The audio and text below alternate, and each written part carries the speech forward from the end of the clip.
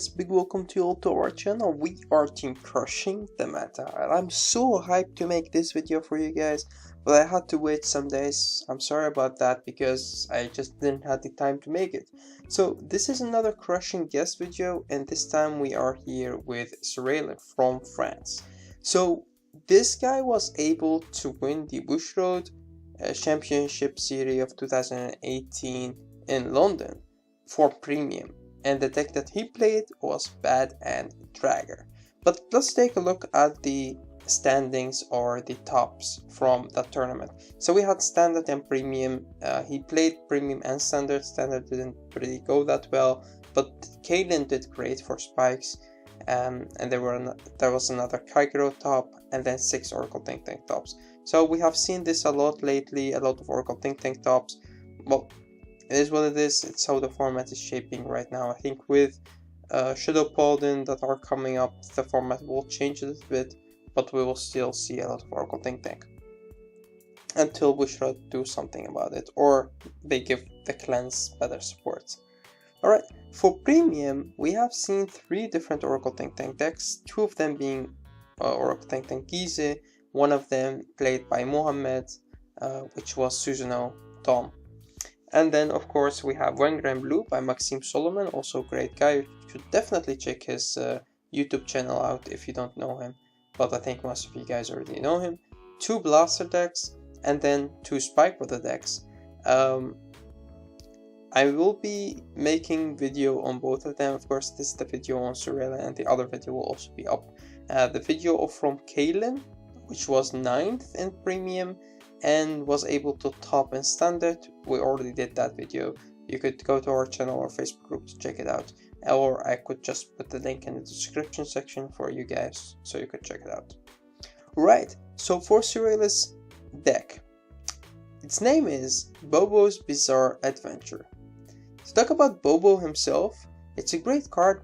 We Sparkle players played him before a lot in the Legion Breakrite deck, when he fits great in there because he gives you the opportunity to get to your limit break, but most of the time he gives you the counter charge that you need. Sometimes you're at 4 damage and he will be able to give you the 5th damage and counter charge 1 of your damage. That's the good thing about Bobo. He's not only a card that gives you damage, he's also a counter charge too. For his deck list, of course we can see right here the medallion. He took 1st place, so that's amazing, and he used an interesting deck build. We see right here, let's jump into the cards themselves. If you guys don't know what the card does, then you could ask me and I will do you a separate video to talk about each and every card. But I would think that you guys know the standard Spike Brother cards. I will be explaining the older cards. So first of all, we see 4 copies of Siegfried and 2 copies of Juggernaut Maximum. Of course, you need at least 5 or 6 grade 3s with Force to be able to get the double Breakrite with the double Force marker. Then we see 4 copies of Bad and Dragger. Bad and Dragger is the Breakrite for Spike Brothers. Whenever you ride on the top of him, you have limit break 4, your Vanguard gets an extra 10k, and then any Vanguard that attacks, your Vanguard that attacks, get an extra 10k, and then at the end of the battle it goes to the bottom of the deck. But that's not all. When you combine Bad End with Good End, which is the stride that we have in the bottom right here, Good End skill is very interesting. Spike Brothers wasn't always this easy to play. Spike Brothers was harder because sometimes you have to call to open Rhaegar Circle. Actually, in the most situations you had to call to an open Rhaegar Circle. And because of that, we really didn't have combos that could go off that easy, so we have to think twice before making good combos. But in the situation of Good End, that was a good thing. Good End skill is, at the end, which is the stride, the grade 4, which I'll explain also later in the combo video. But Good End skill is, when he attacks, at the end of the battle, if you have Bad and Dragger as your heart, you can activate his skill by him going back to your G-zone, and you put 1 card from your hand into the soul. Then you search up 2 grade 3s from your deck. One of them you have to ride, the other one you have to call to an open Rhaegar Circle. In the situation that you don't have an open Rhaegar circle, then you would have to do something with that grade 3. It cannot go back to your deck, cannot just go to the drop zone, and you definitely cannot call it on the top of another unit. So we asked Bushiroad, what should we do with the extra grade 3?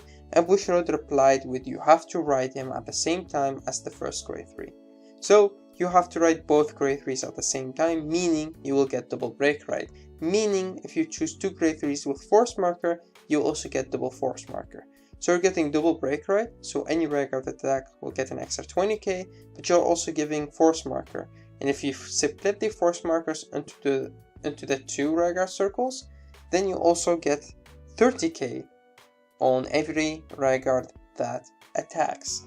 And that is the double break ride combo with the force markers. To go into the grade 2 lineup, we have, of course, 4 copies of Spike Bouncer, Gyro Slinger, and the 4 stand triggers, which are Mega Instructor, are the 4 cards that you, or 3 cards, that you definitely need 4 copies of in this deck to be able to do your combos. And then you have 3 copies of Bracky. Bracky and Juggernaut are good to still go to a strong Agrius turn, but they are not really necessary because the whole deck hits for high numbers because of the double break ride combo.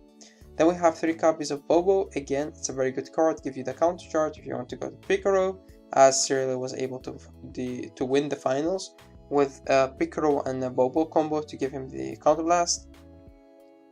And you also play 4 copies of Eliza, or Elsa actually, the Limit Break enabler. Elsa, she just gives you Limit Break in the most situations if you play against Gize or any other deck that doesn't really want to be aggro and give you the damage, then you just put her right there and she will also open up the combo, which I'll show you later in the video. And then we have 4 copies of Gyro Slinger, again, very important to have, and 4 copies of Commander Gary Cannon, which is a card that gives the deck way more consistency and hit pressure in the early game. For the trigger lineup, of course, 4 stands because you need it. It's a very important card in the Agrius turn, in the Picaro turn, and definitely in the Bad End Dragger, Good End Dragger turn. Then we have 2 copies of Supernova. He is good in this deck, could be better than the Mirandol, but you have to attack with him. But again, this is an aggro build, so even playing against Oracle Think Tank or Oracle Think Tank Gize will still be aggressive. And Supernova will give you the advantage that you could still charge your Instructor, and with that you could still be able to make more attacks. And then we have 1 Picaro, 1 GB8, 1 Good End, 1 Seabreeze. The Seabreeze is an extra card that you have in here. You don't really need him, you definitely never go into him, but sometimes you could go into him, and then if you have like 3 heals, you could still go GB8, which is good.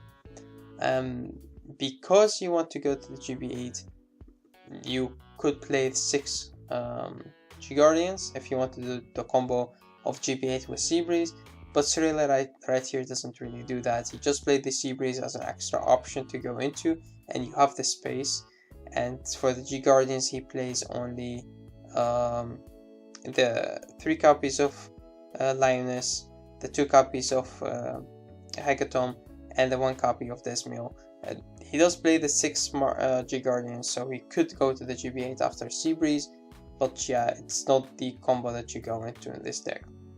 1 Desmio, it does help out, and the only card that he wanted to take out, he told me, is that he could take out 1 Hecatomb and put 1 Regatomb in here, which is the card that discard and draws.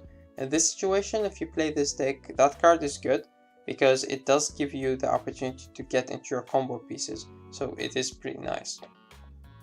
Enough said about the deck, let's go into his matchups. So first round was against Coral. He won that. I will not go deep into the matchups because that would be a long video.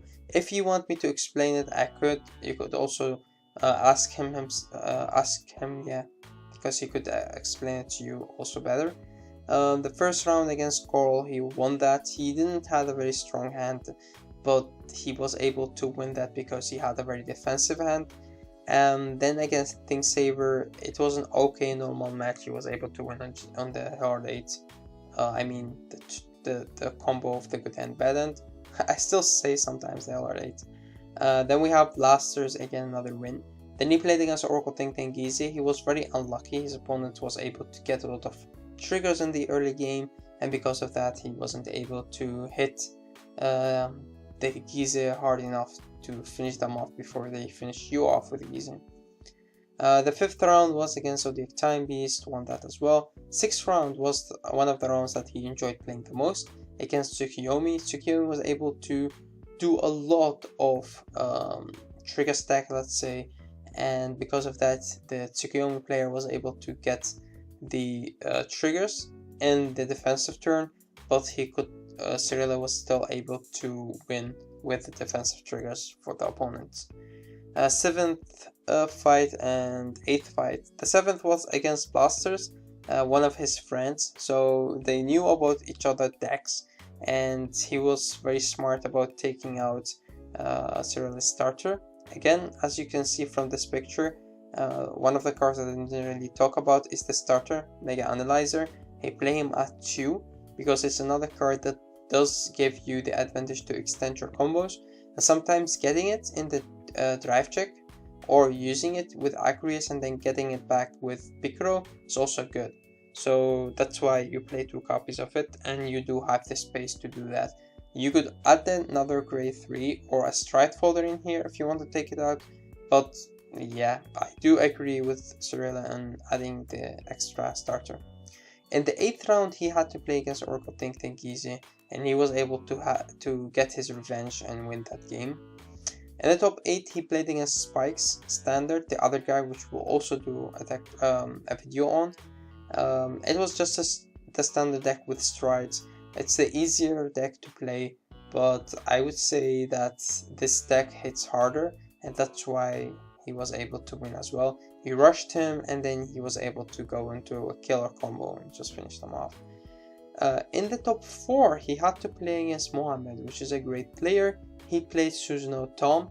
It's an interesting deck. We could also do a video on that if you want me to. The deck does of course go off on the second stride when you go into Tom with Stillwater, but Cyrille was able to win before that, and that's why this deck, or this particular respect for the deck, is strong in this format because of Oracle Think Tank. In the finals you had to play against Gize. The Gize player was very smart. He didn't really give him his Gary Cannon, and because of that he wasn't able to get his Elsa, and she ended up in the damage zone, and he wasn't able to do his big combo.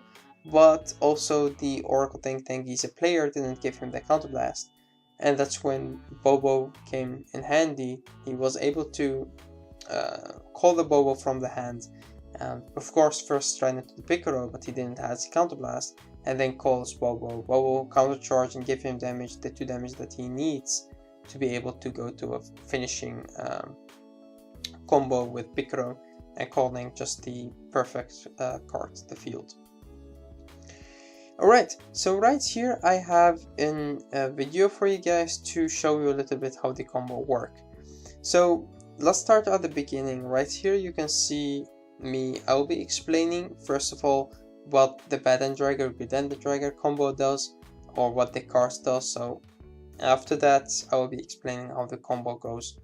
I will not go too deep into the combo, so that could be another video if you want me to. But yeah, it's just easy to explain. The combo goes off if you have 2 damage. That's enough to do your combo. If you have 1 damage, that could still work, but in that situation you need 2 Gyro Slinger and not a Gyro Slinger and a Spike Bouncer. Your field could look like this if you don't have the 4 damage. If you do have the 4 damage, then you could get rid of Elsa, or you don't need Elsa, you could call a Braki or a Juggernaut or something that is stronger than an Elsa. And if you have the 3 damage, you could also do it with a Bobo. Right here, call the Bobo, you get the extra damage, and you countercharge 1 if you're used your Spike Bouncer in the early game. But yeah, that's actually it. That's how your field would look like. After that, you could just do your combo. So let's say that in this situation we have the 4 damage and we just have a Brachy on the field. You could activate, of course, the Brachy skill in the main phase to get a new Brachy, because it would still be strong for the first attack. Before you do all of that, you stride into your good end. You have your 4 damage, so your good and bad combo would work. You have in full field, so in that situation you would have to ride both of your grade 3s, which is good. So first you could attack just with your Vanguard. You could rely on getting stand triggers and then attack with the high speed Brachy, but that's just the situation. It is not possible because you already have 1 stand, and you could gamble on getting the stands, but just do not do that if you have like only 1 or 2 stands left in the deck. So we shuffle the deck, and let's say that we are at 3 damage. So we have to call the Elsa because we don't want to have the perfect situation. So first you attack with your Vanguard. Of course you could just boost him with your Mega Analyzer, because why not? So that would be a 31 to their Vanguard. Normally your opponent would just take this attack because they would think, well, you don't play crits, and that's why the 1 crit that Cyrille played just come in handy. Because as you can see from his deck list, he played the 4 PGs, draws, and then he also played 3 extra draw triggers and 1 critical trigger. The critical trigger is more like a card that you could use so that your opponent think, oh, maybe he plays more crits, or if they don't see it, it could come in the damage check or the drive check, and that's when they would think, oh damn, he plays crit, we didn't think about that. So it's good to have that 1 extra crit in there just to throw your opponent off. Okay, let's continue with the combo. So as you can see right here, at the end of the battle that good end attacks, he goes back to your extra deck, and then you put 1 card from your hand into the soul, and then you will be able to search up your deck for 2 grade 3s.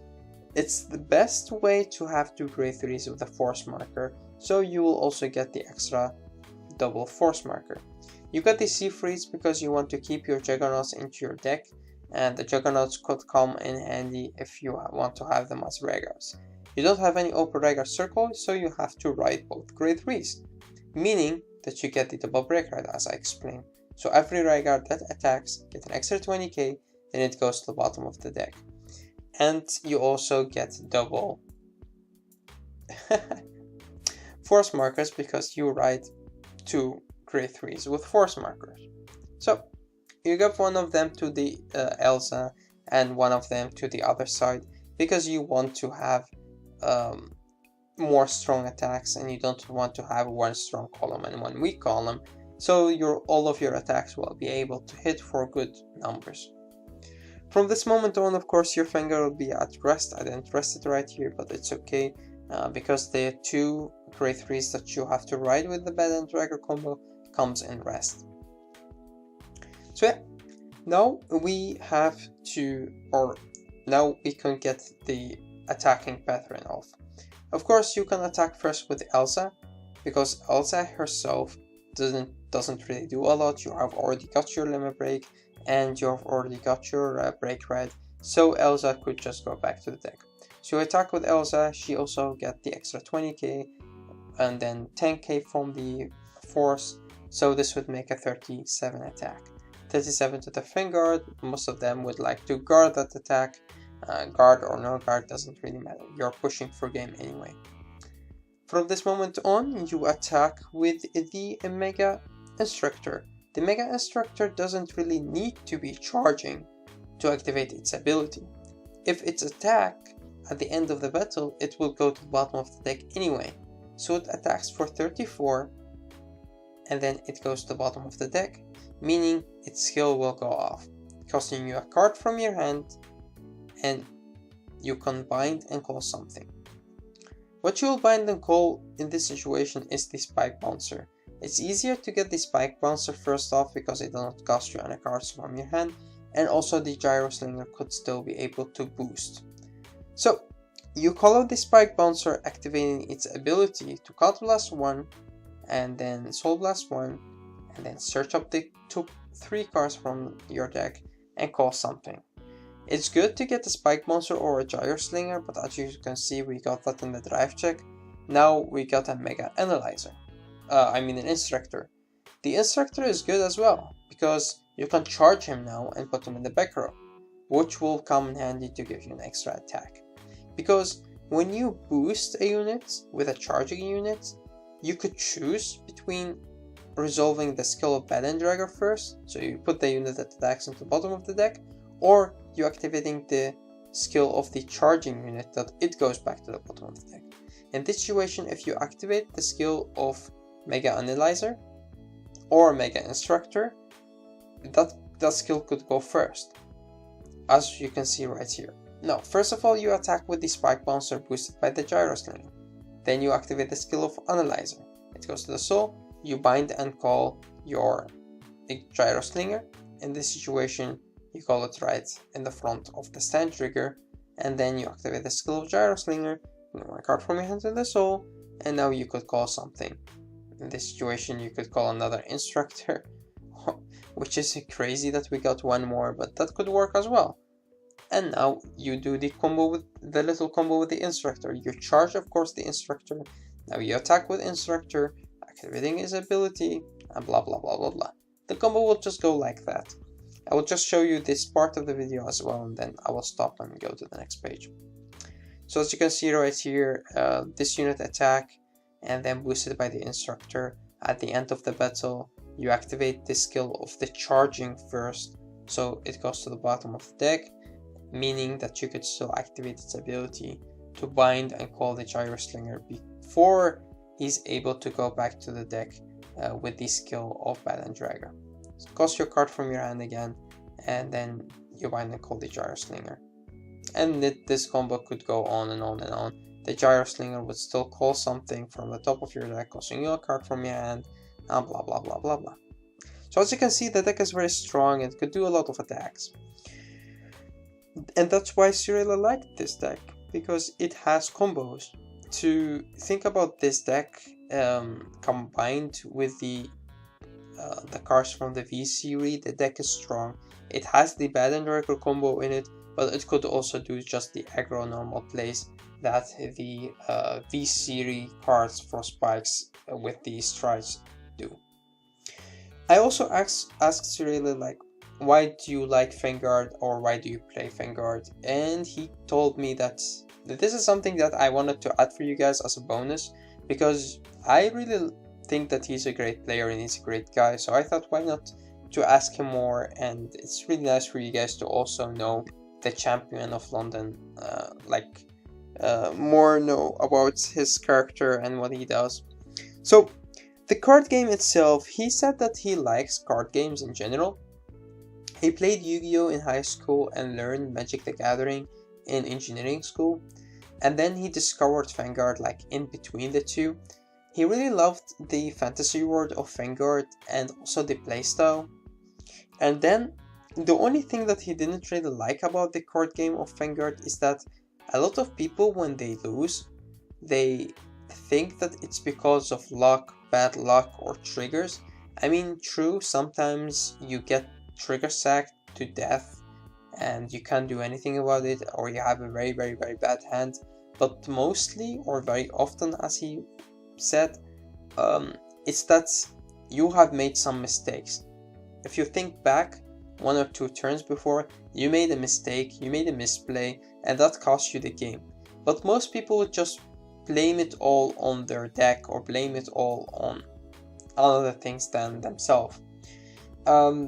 So that's the thing he didn't like about the game, and I have to agree with him with that. I think it's okay, but this deck is not. This video is not about me. Aside from that, he also told us that the community is great. Well, again, Cyrille, I have to say that the community you have in France is amazing. I've been there multiple times and I really enjoyed my time there. I think that there are a lot of good players from France, and we see that in tournaments, but also not just that, the community is also great. You feel welcome when you're there. The only thing that you don't really like is a lot of French players like to speak in French. and that's something that we people from let's say not France itself don't like, but the other things are just great in there, and sometimes they can't help it if their English is not that good, or they just don't feel like talking in English, I don't know. But in the most situation, I really think that they have a great community.